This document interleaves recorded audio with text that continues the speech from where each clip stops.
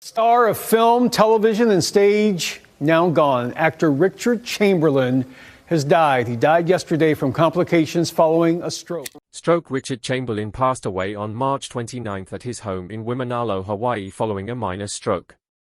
He was 90 years old.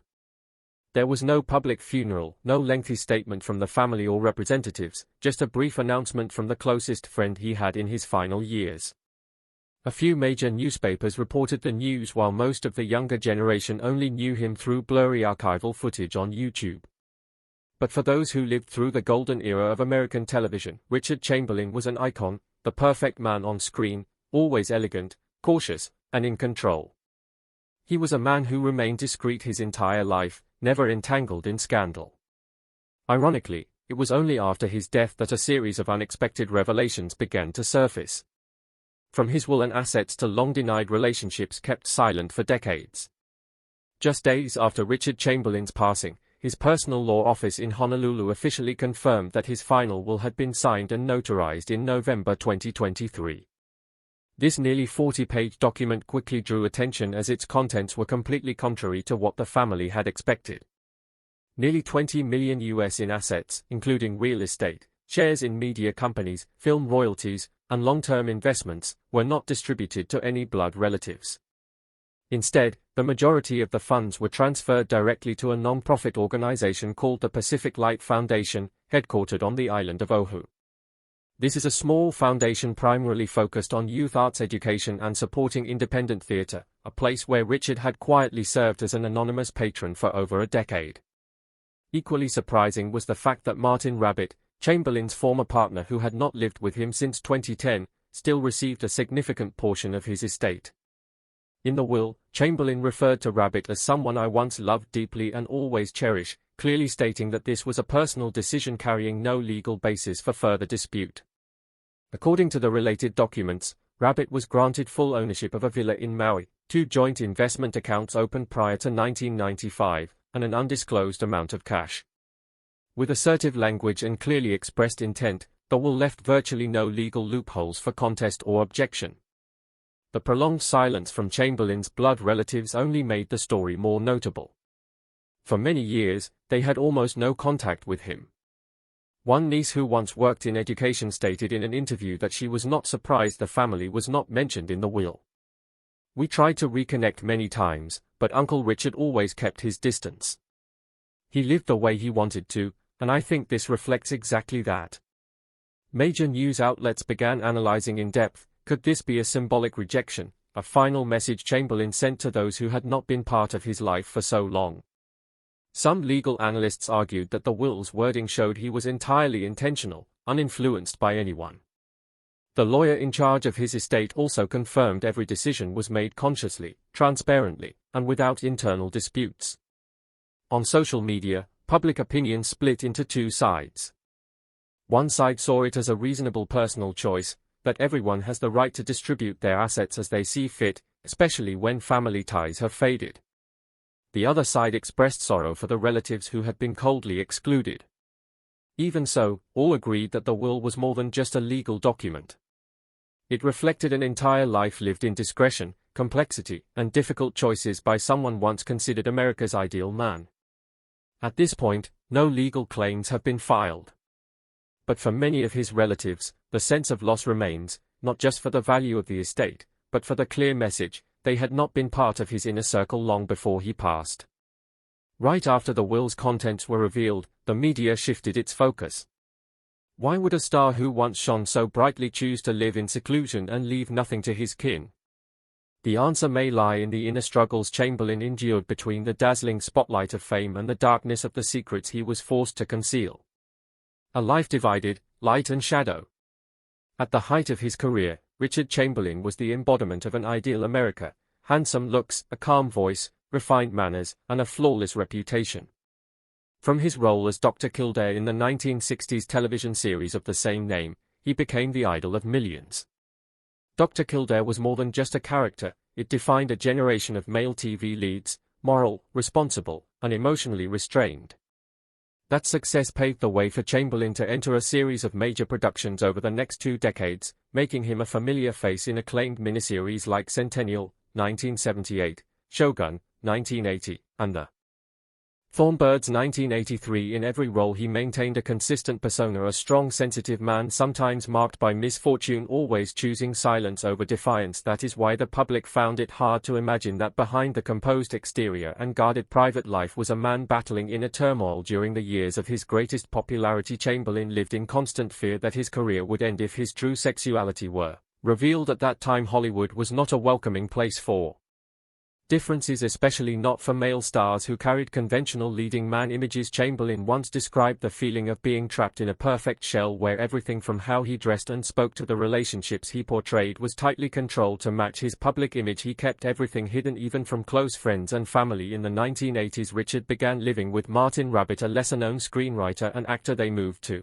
Hawaii and lived as a couple, though always kept their relationship away from the media for years. Martin was not only his partner but also served as an unofficial manager, representative and sometimes co-writer on smaller projects Chamberlain took on. Though they spent nearly 3 decades together, they never publicly acknowledged their relationship until 2003, when Chamberlain, at the age of 69, released his memoir titled Shattered Love. The book was the first time he directly spoke about his dual life, one in the spotlight and the other in the shadows, marked by concealment and loneliness. In it he wrote, "I love Martin.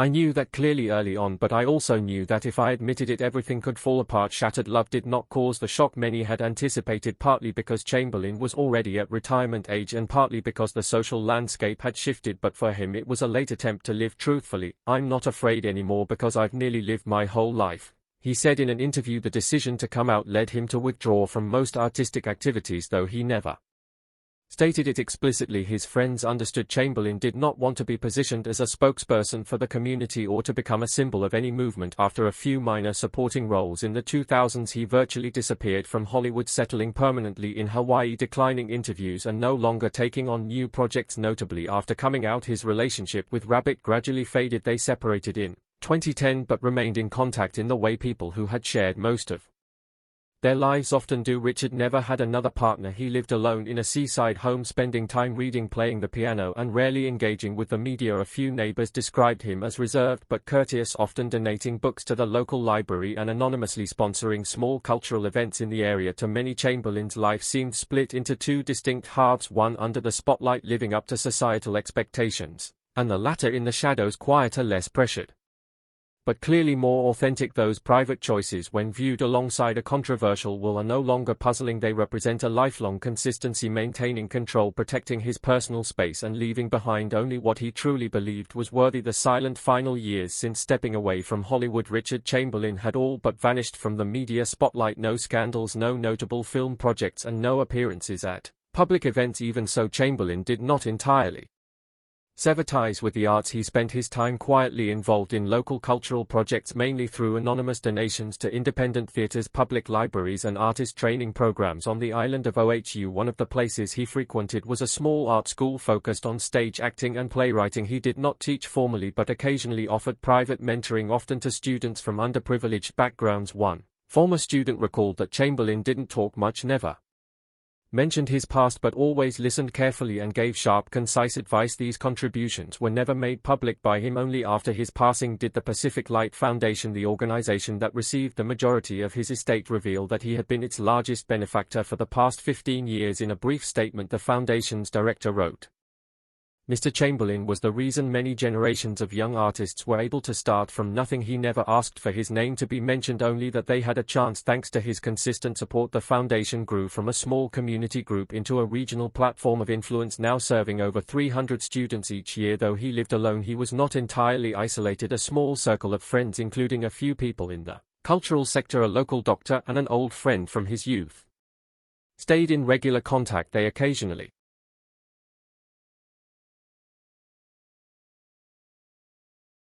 held book readings or classical music sessions at his home. One person in the group shared that Chamberlain loved to play the piano, especially works by Chopin and Debuck. Some days he would play for an entire afternoon, saying nothing, just quietly immersing himself in the music. Spiritually, he seemed to have reached a state of release, no longer burdened by others' expectations or the pressure to maintain an image. A close friend described, "He wasn't angry and he didn't have regrets. He knew exactly who he was and what he wanted for the rest of his life. The choice not to marry, not to have children, and not to maintain close ties with his biological family was not impulsive. It was a continuation of a life philosophy: no attachments, no entanglements, no one else deciding for him. In an era when every personal detail can become content for public consumption, Richard Chamberlain chose to turn himself into an absence. Even so, when looking back on his life, one cannot shake the feeling that a quiet loneliness lingered, perhaps born from connections long severed with the family he once had. Family and the unbridgeable distance. Chamberlain was the youngest child in a middle-class family in Beverly Hills. His father worked as an insurance salesman and his mother was a homemaker. After becoming famous, he maintained contact with his family for a time, especially with his mother, who closely followed the early steps of his career. However, according to a friend from his youth, around the mid-1970s he began to withdraw, rarely appearing at family gatherings and no longer actively keeping in touch with his siblings. The rift did not come from a specific incident, but rather from accumulation. On one side was a star trying to hide part of himself to survive in the industry. On the other was a traditional family unfamiliar with difference and chilled by his deep, often distant discretion. After the passing of his parents, Chamberlain's ties with the remaining family members nearly vanished. His biological nieces and nephews, most of whom live on the West Coast, shared that they grew up without any real memories of closeness with him. In the early 2000s, one niece attempted to visit him in Hawaii but was turned away with the explanation that it was not a suitable time. Others recalled sending letters or holiday gifts occasionally, but they received no response when he came out in his memoir Shattered Love. Most of the family chose silence. There was no public support, nor was there open criticism, but what stood out was the absence of any voice at all. After the will was released, a few relatives expressed disappointment, but none pursued legal action. Perhaps they understood that the relationship had been broken for far too long, and whatever remained to be mourned no longer lay in material wealth. The grief referred to in news headlines when speaking of his family was not merely about the estate being left out, it was the sorrow of realizing they no longer existed in the mind of a loved one, not just in the present but even in memory. A source close to Chamberlain revealed that he once told his lawyer he did not want any family member to feel burdened by the legacy. This may have been a diplomatic expression or perhaps a clear signal that he had chosen to sever ties completely with relationships that once bound him. That resolve did not stem from bitterness but rather felt like liberation, a man choosing to write the final chapter of his life on his own terms, leaving no messy echoes behind. His relationship with family mirrored the spirit of so many of his life's choices, opting to quietly walk away instead of confronting, choosing silence instead of explanation, and in the end he remained consistent in both action and the final eternal silence of his will. There was no public resentment, no lawsuits over inheritance, but the void left behind was undeniable. Those still living lost not just a relative by blood but the chance to understand him, speak with him and reconnect with him in any meaningful way. Once the door closed, Chamberlain's final message was, "I live my own life." And to him that was enough. Richard Chamberlain will not only be remembered as a television icon or the man who left behind a controversial will, his true legacy runs deeper and quieter. A life filled with struggle, marked by consistency, a journey that refused to compromise with prejudice, and a deliberately chosen way of living until the very last moment. The true legacy, a name beyond labels. At the time Richard Chamberlain began his career, the image of a leading man on screen came with rigid definitions: strong, extroverted, traditionally masculine. Chamberlain didn't just meet those expectations, he defined them. Roles like Dr. Kildare, Father Ralph and the Thorn Birds, or the explorer in King Solomon's Mines, all followed the same ideal mold: a man of duty, restraint and flawless appearance. To viewers he represented safety in a changing world, a face that stood for order and morality on American television across 3 decades. But Chamberlain always knew that image was a shell, and his silence was not out of shame but out of awareness of what would happen if that shell cracked too soon. He wasn't a pioneer in coming out nor a leader of movements, but it was precisely his quiet choice, no declarations, no denials, that made him an unofficial symbol for many gay artists who came after. When he finally chose to share the truth in his memoir Shattered Love, it was no longer a confession but a firm, clear confirmation he had never been anyone other than himself. From a modern perspective, many believe Chamberlain could have come out earlier, lived differently or connected more deeply with the LGBTQ+ community, but it's what he chose not to do that made his legacy unique. A person who did not want to be defined by sexuality, fame or politics. He didn't want to be a representative or a gay celebrity, only someone who had lived and contributed to art in his own way. In Hawaii, where he spent nearly the last 25 years of his life, the local cultural community saw him as a quiet benefactor. The Pacific Light Foundation has since announced plans to rename an art scholarship in his honor to support young artists from underprivileged backgrounds. In the days after his death, small memorial events took place at local theaters, not grand but full of emotion. A handwritten note left by Chamberlain, shared by the foundation's director, included the line, "I haven't left behind much that can be measured, but I hope a few young people after me will find an art of reason to keep going." The cultural legacy Chamberlain left behind was not just in the roles he played, it was in how he chose to live, controlling his image when it mattered, letting go when it no longer did. He lived privately, but not in hiding, alone but not in isolation, and in the end his departure was not as silent as it might have seemed. His will made headlines not only for its financial implications but more importantly for the hidden dimensions of a life many thought they had already understood. Today, in a society more open to diversity and individuality, people like Richard Chamberlain no longer have to hide anything but the truth. Is he lived in a time when personal truth came with a heavy price. Chamberlain paid that price with silence, by distancing himself from part of his family, and by choosing to live on the fringes of the very industry he once stood at the center of. And so when we remember him, the legacy is not just film, fortune or fame. It is a lesson in preserving one's autonomy in a life full of pressures. It is about choosing to live truthfully, even if late, even if quietly, and leaving a mark not through noise but through unwavering consistency. In a volatile entertainment world, Chamberlain left behind something rare: a private life fully lived. What do you think about the life and choices of Richard Chamberlain? Let us know your thoughts in the comments below, and don't forget to subscribe and turn on notifications to catch our latest videos.